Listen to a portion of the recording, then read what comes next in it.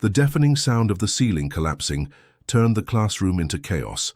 Dust, desks, and concrete blocks fell everywhere, leaving the teacher trapped under the rubble, terrified and helpless. While students screamed and ran, one little boy stayed behind. Alone, he knelt beside his teacher and did something that would change her fate forever.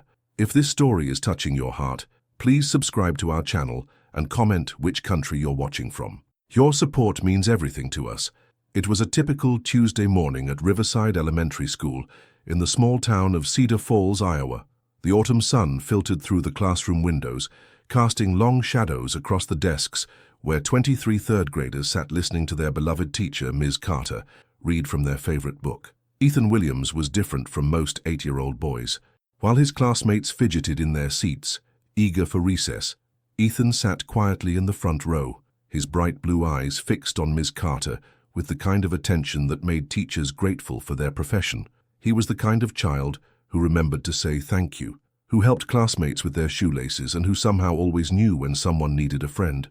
Ms. Carter had been teaching for 12 years, but Ethan held a special place in her heart. Not because he was the smartest student, though he was certainly bright, but because of his incredible compassion. In a world where children were often taught to think of themselves first, Ethan always thought of others. "Mrs. Carter," Ethan had asked just that morning before class started, "are you feeling okay today? You look a little tired." She had smiled, touched by his concern. "I'm fine, sweetheart. Just had a long night grading papers. Thank you for asking." That was Ethan. Always noticing, always caring, always ready to help even when no one asked him to. The old school building had character, as the principal liked to say, but character sometimes came with problems. Built in the 1960s, Riverside Elementary had weathered many storms, both literal and figurative. The maintenance crew did their best with limited resources, but there were always issues that needed attention. A leaky roof here, cracked tiles there, and occasionally strange sounds coming from the ceiling that everyone hoped were just the building settling. That Tuesday morning started like any other. Ethan had arrived early as usual because his single mother worked the morning shift at the local diner and needed to drop him off before school officially opened. Mrs. Carter always found him sitting quietly by her classroom door, reading a book or drawing pictures. "Good morning, Ethan," she had said, unlocking her classroom door. "Ready for another day of learning?" "Good morning, Ms. Carter," he replied with his characteristic shy smile. "I brought you something." From his backpack he pulled out a small wildflower he had picked from his front yard. It was nothing fancy, just a simple dandelion, but the way he presented it made it seem like the most precious gift in the world. "I thought it might make your desk prettier," he said, blushing slightly. Miss Carter felt tears prick her eyes.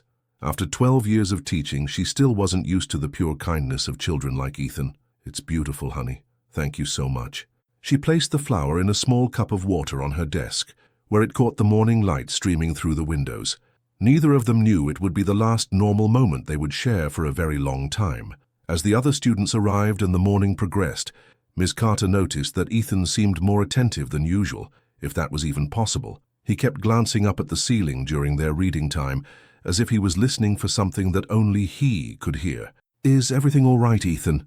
she whispered when she walked by his desk during independent reading time. "I keep hearing weird sounds," he whispered back, pointing upward, "like something heavy moving around up there." Ms. Carter paused and listened. The old building was always making noises, but now that Ethan had mentioned it, there did seem to be more creaking and shifting than usual. She made a mental note to mention it to the custodian after class. At exactly 10:47 a.m. during their math lesson, the first crack appeared. It started as a thin line in the ceiling plaster, right above Ms. Carter's desk. Several students pointed and giggled, thinking it was funny to see their teacher's surprised expression. But Ethan wasn't laughing. Something deep in his gut told him this wasn't funny at all. "Ms. Carter," he said, raising his hand urgently, "I think we should move away from that spot." Before she could respond, the crack spread wider, and small pieces of plaster began raining down like snow. The laughter stopped abruptly as the children realized this wasn't a normal part of their school day. "Everyone, please stand up and move toward the back of the classroom," Ms. Carter said, her voice calm but firm. She had been trained for various emergencies, but nothing quite like this. The children began to move, but they weren't fast enough. With a sound like thunder, a large section of the ceiling gave way. Water pipes, electrical wiring, insulation, and massive chunks of concrete crashed down exactly where Miss Carter had been standing just seconds before. The impact was tremendous. Dust filled the air so thick that breathing became difficult. Children screamed and cried, their young voices mixing with the continued sound of debris falling. Most of them ran toward the door, following their natural instinct to escape danger. But when the initial collapse stopped and the dust began to settle, it became clear that not everyone had made it to safety. Miss Carter was nowhere to be seen among the frightened children gathering in the hallway. "Miss Carter!" several students cried out. "Where is Miss Carter?" That's when they heard a weak voice from within the rubble. "I'm here. I'm trapped, but I'm alive." While other children continued to cry and teachers from neighboring classrooms rushed to help evacuate everyone, Ethan did something that no one expected. Instead of running to safety with the others, he turned around and walked back into the dangerous, dust-filled classroom. "Ethan, no!" called Mrs. Rodriguez, the second-grade teacher. "It's not safe in there." But Ethan had already disappeared into the debris-filled room, following the sound of Ms. Carter's voice. He found her pinned under a large beam that had fallen across her legs. Her face was pale, and there was blood on her forehead, but her eyes were open and focused. "Ethan," she whispered when she saw him, "what are you doing? You need to get out of here right now." "I'm not leaving you," he said simply, as if it was the most natural thing in the world.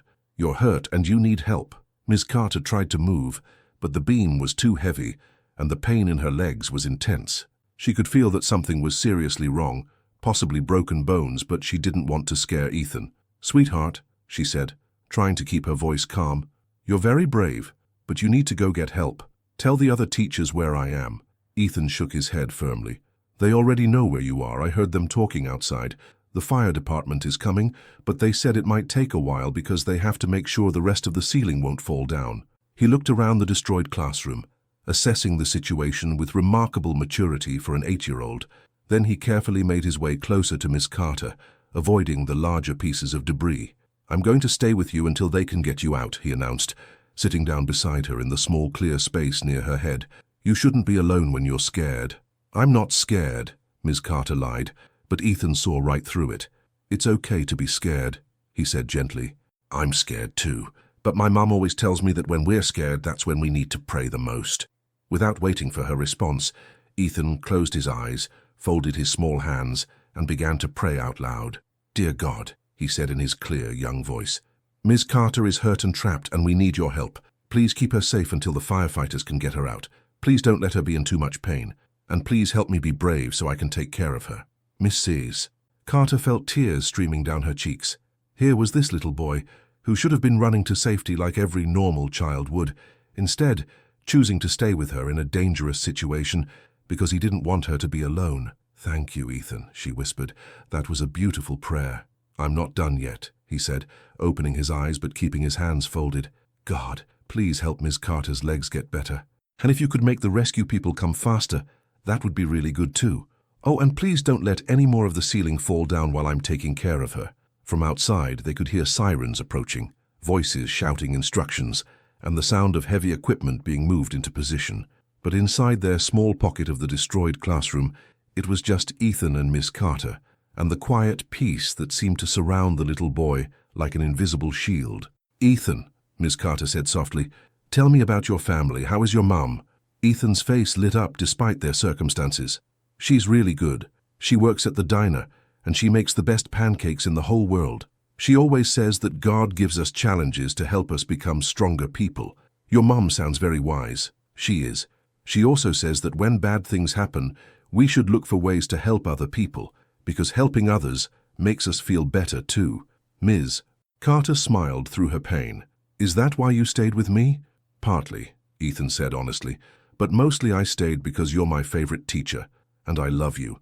I couldn't leave you here all by yourself." Those simple words, spoken with such genuine affection, touched Miss Carter more deeply than any fancy speech ever could. This child, with his pure heart and unwavering loyalty, was risking his own safety simply because he loved her. As the minutes passed, Ethan proved to be the most amazing companion anyone could ask for in such a frightening situation. He told Miss Carter funny stories about his pet hamster Whiskers, who had once escaped and hidden in his mum's shoe for 3 days. He sang songs they had learned in music class, his sweet voice echoing strangely in the debris-filled space. But most importantly, he continued to pray. Not just once, but regularly, as naturally as breathing. "God, thank you for keeping us safe so far," he would say. "Please keep helping Miss Carter not hurt so much, and help her not to worry about her family. They're probably scared, but you're taking care of all of us." Each prayer was different, but they all came from the same place. A child's complete and unshakable faith that God was listening, that God cared, and that God would help them through this terrible situation. Outside, the rescue operation was proving more complicated than anyone had hoped. The structural engineer who had been called to the scene explained that the ceiling collapse had been caused by a burst water pipe on the floor above, which had soaked the ceiling materials until they became too heavy for the aging support beams to hold. "The problem," he told the fire chief, "is that the area is still unstable. If we move too quickly or use heavy equipment, we could cause another collapse. We need to proceed very carefully." Inside the classroom, Ms. Carter was fighting to stay conscious. The pain in her legs was getting worse, and she was beginning to feel dizzy, which she knew wasn't a good sign. She was probably losing blood, and the stress of the situation was taking its toll on her body. But every time she felt herself starting to fade, Ethan would notice. "Ms. Carter, stay awake," he would say gently, taking her hand in his small ones. "Tell me about when you were a little girl. What was your favorite subject in school?" His questions weren't random. They were designed to keep her talking, to keep her mind active and alert. Somehow, this 8-year-old boy understood that staying conscious was crucial for her survival. When talking became too difficult for Ms. Carter, Ethan took over completely. He recited every story he could remember, from children's books to fairy tales to movies he had seen. His voice never wavered, never showed fear even though he must have been terrified. "Once upon a time," he would begin, "there was a brave teacher who loved all her students very much, and even when scary things happened, she never gave up, because she knew that somewhere people who loved her were working very hard to help her."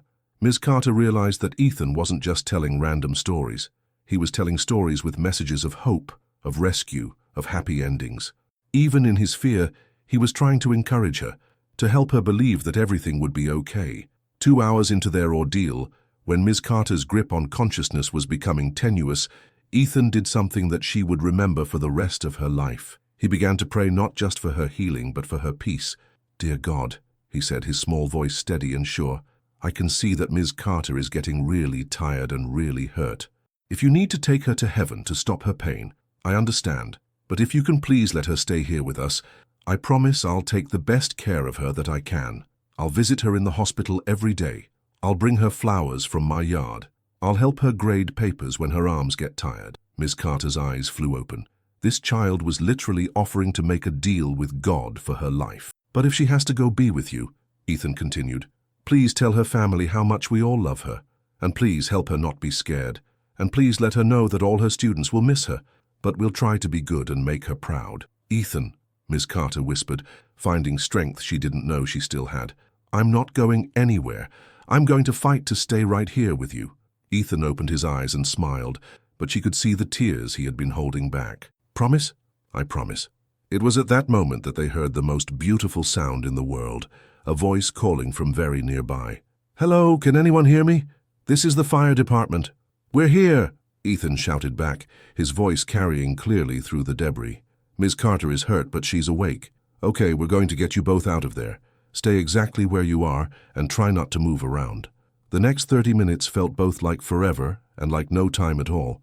The firefighters worked methodically, removing debris piece by piece, constantly checking the stability of the remaining structure. Throughout it all, Ethan maintained his vigil beside Ms. Carter, holding her hand and whispering words of encouragement. "They're almost here, Ms. Carter. Just a little bit longer. You're doing so good.